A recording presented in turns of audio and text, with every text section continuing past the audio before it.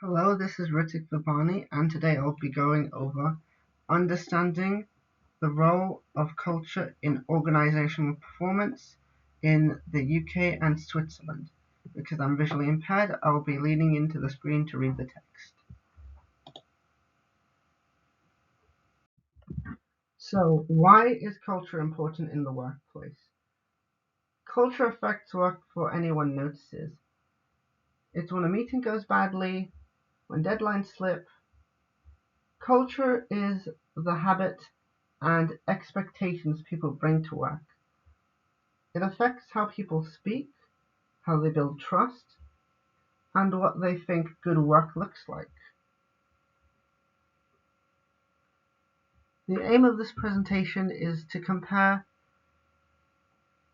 communication and trust in the UK and Switzerland, then link this performance to MNCs. The models I'll be using is Hofschide's National Culture, Hull's Communication Context, and Trompene's Rules and Relationships. We'll be going over these models in more detail in further slides. The model's limitations are they're helpful, but they can make real people look too neat. I use them as a starting point, not as labels for everyone, as you'll again see later in the presentation. Cultural factor 1, communication. Communication is the way work becomes clear. When it fails, people can still try hard, but aim at slightly different things. In an organization, it affects how feedback is understood.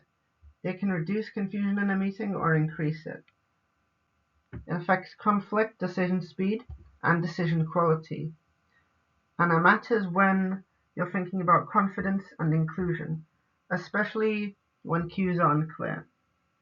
If we look at Hull's communication lens, there are low-context nations and corporations and high-context nations and corporations.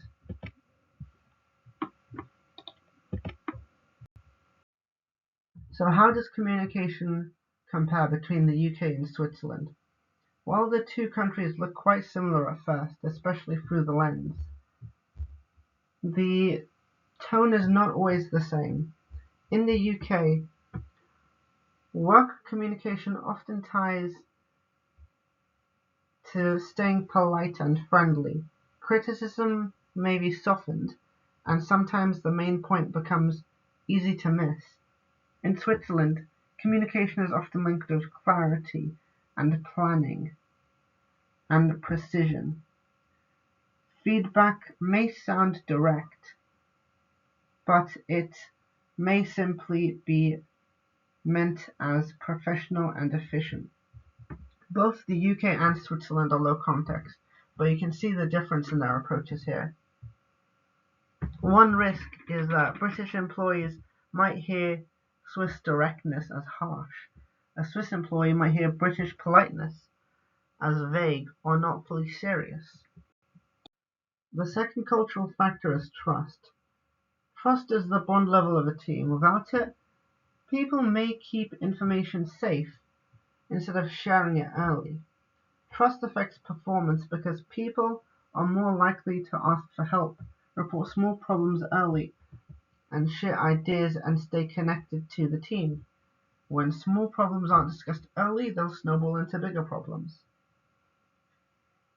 There are two types of trust: task-based trust, which is built on reliability, competence, and clear deadlines, knowing who owns which task, and relationship-based trust, built through rapport, personal connections, and feeling safe enough to speak openly. Comparing the trust between the UK and Switzerland, the factors are similar, but the weight given to each one is different. In the UK, trust is grown through competence and relationship building. Informality might help people feel relaxed and speak up. Indirect feedback can protect feelings. but it can also blur the real message.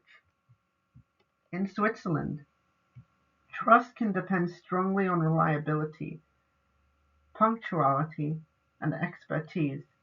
Clear role processes and boundaries can create confidence. Too much informality without structure might feel unprofessional. Professional impact. Late replies, unclear roles, and missed deadlines can damage trust quickly, especially when reliability is seen as proof of professionalism. So, what have we learned so far, and what does it mean for MNCs? Well, culture shows up in normal management systems, not only in big international strategic theories, like I've learned through the course of my research. Leadership, teamwork, HR practices, and decision making are all affected by culture. The main organizational risk is a skilled team can still underperform if nobody makes the expected communication style, deadlines, or trust roles clear. So, what are my personal experience of this?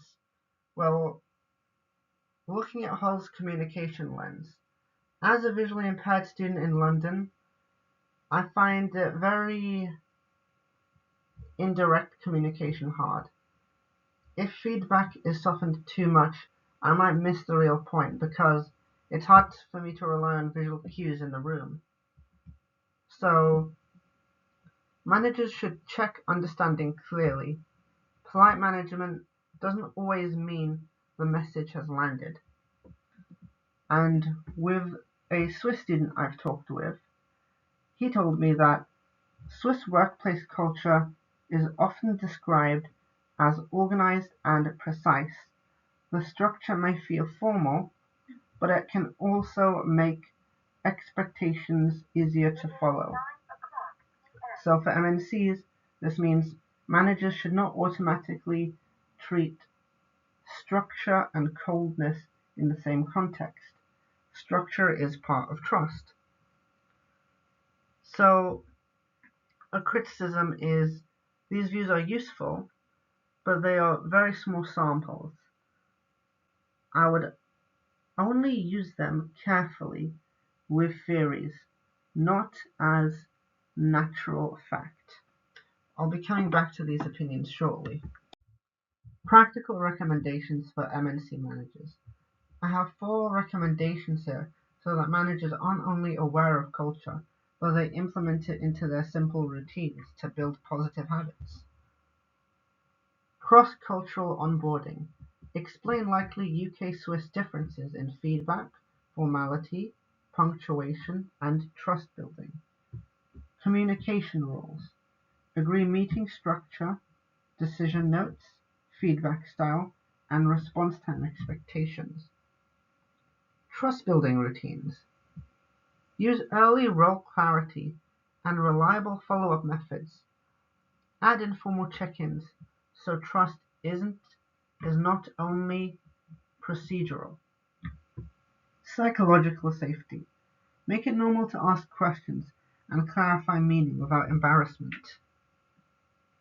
My main recommendation is simple.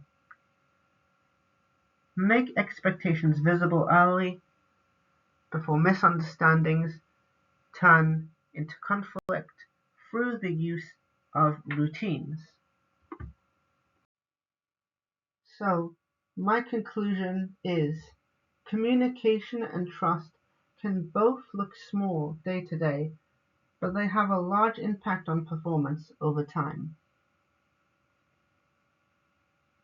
The UK and Switzerland are both advanced European business contexts. Even so, differences in communication, formality, reliability, and trust building still matter for MNC performance. My final judgment is cultural theory is useful, but only if managers apply them carefully and avoid turning people into stereotypes by generalizing the theories. As I've seen for myself,